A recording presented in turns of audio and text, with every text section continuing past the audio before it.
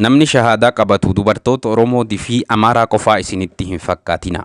Namni isin asirratti agartan kuni nama lammii Ameerikaatii fi amantaa kiristaanaa hordofaa ture.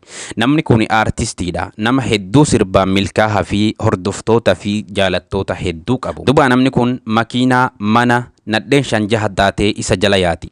Wanni jireenyaaf ilma namaa barbaachisu hundi isa marsee argama. Duba namni kun wanni inni dhabe tokkichi gammachuu qalbiiti.